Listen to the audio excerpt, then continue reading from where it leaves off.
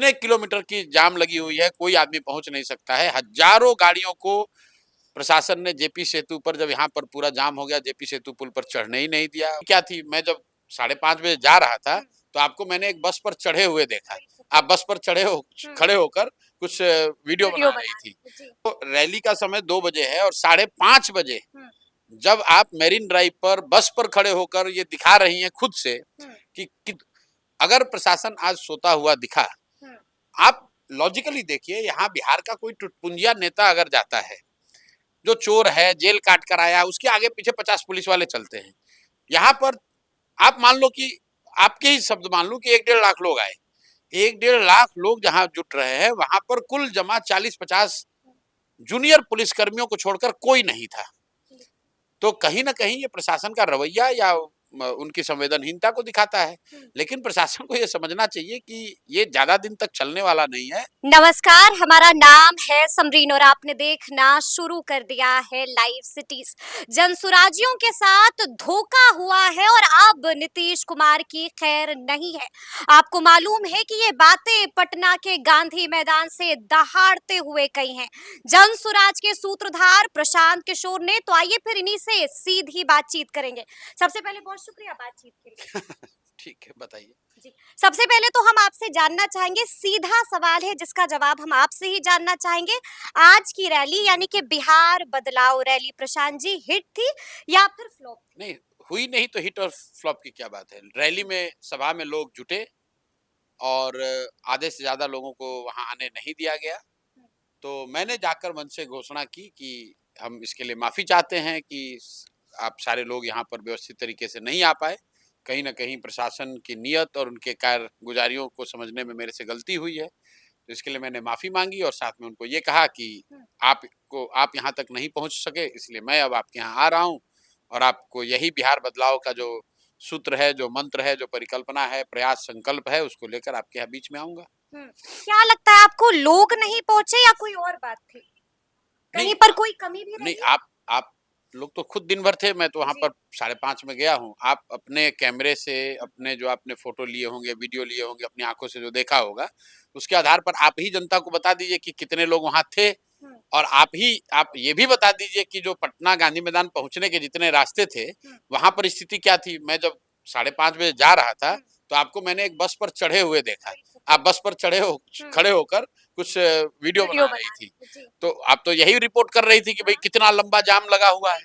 और ये 5-5:30 बजे की बात है। तो रैली का समय 2 बजे है और 5:30 बजे जब आप मेरीन ड्राइव पर बस पर खड़े होकर ये दिखा रही हैं खुद से कि कितने किलोमीटर की जाम लगी हुई है, कोई आदमी पहुंच नहीं सकता है। हजारों गाड़ियों को प्रशासन ने जेपी सेतु पर, जब यहाँ पर पूरा जाम हो गया, जेपी सेतु पुल पर चढ़ने ही नहीं दिया, उनको पीछे से ही मोड़ दिया।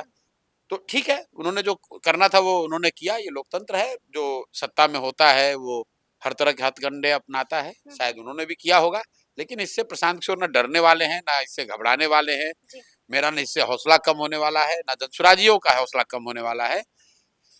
जनसुराज ने आज जो बैठक की, जो भी आधी सूधी बैठक हो पाई, उसकी भी ताकत यहाँ के दलों के द्वारा की जाने वाली पूरी रैली से बड़ी है। मतलब 1-1.5 लाख लोग वहां बैठे हुए थे। ये यहाँ के बड़े बड़े दलों की ताकत नहीं है कि वो ये कर सकते हैं। तो जो रैली नहीं हुई उसकी ताकत इतनी है। अगर हो जाती तो फिर क्या होता? तो पटना में क्या स्थिति होती और पटना ये राजनीतिक दलों की स्थिति क्या होती, आप उसका अंदाजा लगा लें खुद से। बिल्कुल। तो लेकिन आपको क्या लगता है प्रशांत जी, क्या नीतीश सरकार आपसे डर गई है? क्या लगता है, क्या वाकई में कोई कॉल गया और कहा गया कि बंद कर दो, रोक नहीं, दो? मैं देखिए, मैं इस तरह के स्पेकुलेटिव कंजेक्चर्स की बात, मेरा स्वभाव नहीं है। मैं जानता नहीं हूं तो मैं क्यों कहूं। मैं इतना जानता हूं कि इस तरह की लापरवाही विशुद्ध तौर पर 3 ही कारण इसके हो सकते हैं। या तो it's highly unprofessional on part of the administration, या भोजपुरी में, हिंदी में कहें तो निकम्मापन है उनका, या फिर तीसरा उनको कोई राजनीतिक दबाव रहा होगा। क्योंकि हम लोगों ने बाकायदा रिटर्न परमिशन लिया है, प्रशासन को हर स्तर पर पिछले 10 दिन पर सूचित किया है, ये तक बताया है कि किस जिले से कितनी गाड़ी, कितने मोटरसाइकिल, कितनी बसें चलेंगी। और प्रशासन का मतलब सिर्फ जिला प्रशासन नहीं है, यहाँ के मुख्य सचिव से लेकर हर वो व्यक्ति, हर वो थाना जो इसमें इन्वॉल्व था, सबको करीब करीब सूचित किया गया है। मल्टीपल राउंड्स ऑफ मीटिंग हुई है, रिटर्न में ऑर्डर लिए गए हैं। इसके बावजूद अगर प्रशासन आज सोता हुआ दिखा, आप लॉजिकली देखिए, यहाँ बिहार का कोई टुटपुंजिया नेता अगर जाता है, जो चोर है, जेल काट कर आया, उसके आगे पीछे 50 पुलिस वाले चलते हैं। यहाँ पर आप मान लो कि, आपके ही शब्द मान लो कि 1-1.5 लाख लोग आए, 1-1.5 लाख लोग जहां जुट रहे हैं, वहां पर कुल जमा 40-50 जूनियर पुलिसकर्मियों को छोड़कर कोई नहीं था। तो कहीं ना कहीं ये प्रशासन का रवैया या उनकी संवेदनहीनता को दिखाता है। लेकिन प्रशासन को ये समझना चाहिए कि ये ज्यादा दिन तक चलने वाला नहीं है। नवंबर में तख्त बदलेगा और तख्त पर बैठने वाले लोग बैठेंगे तो बड़ी मुश्किल हो जाएगी। इस तरह की जो, इसलिए नहीं कि आज आपने क्या किया, मुश्किल इसलिए हो जाएगी कि बिहार में जो अराजकता ये अफसरों ने फैला रखी है, ये चलने वाली नहीं है। जैसे आपने देखा होगा मेरे अनशन के दौरान जो हुआ, उसके बाद से प्रशासन की, मतलब कम से कम लाठी चार्ज करने की जो इंसिडेंट और जो इनकी प्रोपेंसिटी है, वो उसमें बड़ी कमी आई है। 4 बार सोचते हैं लाठी चलाने से पहले। तो आज जो इन्होंने किया वो अच्छा नहीं है, लेकिन ठीक है, अब लोकतंत्र है, उसमें लड़ाई आपको जो है, you have to fight it with that. मैं आपका भाषण सुन रही थी, जब आप मंच पर खड़े थे तो आपने ये भी कहा था कि जब लाठी चार्ज हुई थी तो उस वक्त जब हम प्रशासन के लोगों पर केस कर रहे थे तो बज़ाब्ते एक समझौता हुआ था। किस समझौते मैं की आपको बात बता कर रहा हूँ, जो मैंने यही प्रेस में कहा था, जी। आप लोग को याद भी होगा कि जिन पुलिस प्रशासन के लोगों ने गलती करी है उन पर केस भी करेंगे, ह्यूमन राइट्स में भी जाएंगे।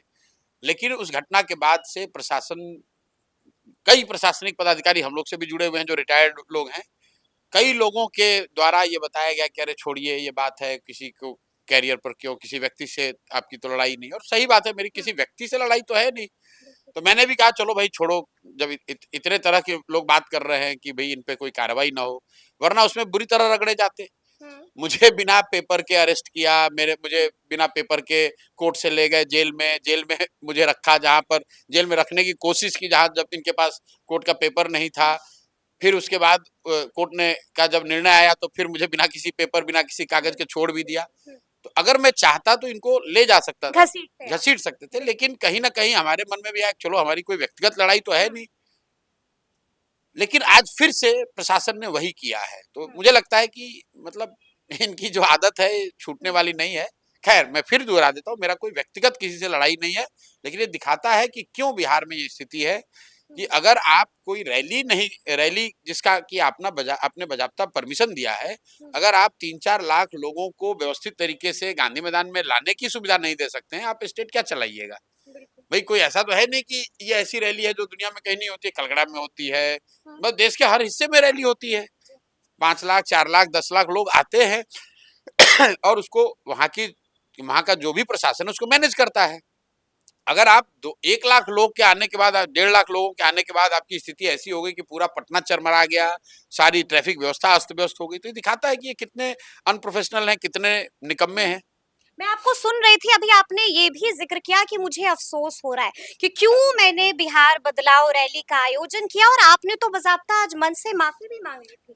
नहीं, अफसोस इसलिए हुआ कि मैं रैलियों में बहुत यकीन, मैं जानता हूं कि पटना में जो स्थिति है, और ये पिछले 1.5 महीने में कई दफे हम लोगों ने इंटरनली इसकी बात भी करी है कि पटना में सामान्यतः इतना जाम है कि आप कुछ नहीं कर सकते हैं। तो क्या हम लोग इतनी बड़ी संख्या में लोगों को लाएंगे तो उससे पब्लिक को कितनी इनकन्वीनियंस होगी, ये ध्यान में था। कई बार चर्चा भी पार्टी में हुई और इसीलिए रैली का समय हम लोगों ने शाम में रखा। इसीलिए ये बताया कि भाई कोई 2 दिन 3 दिन हंगामा ना हो, बिल्कुल 4-5 घंटे का समय लेकर ही किया जाए।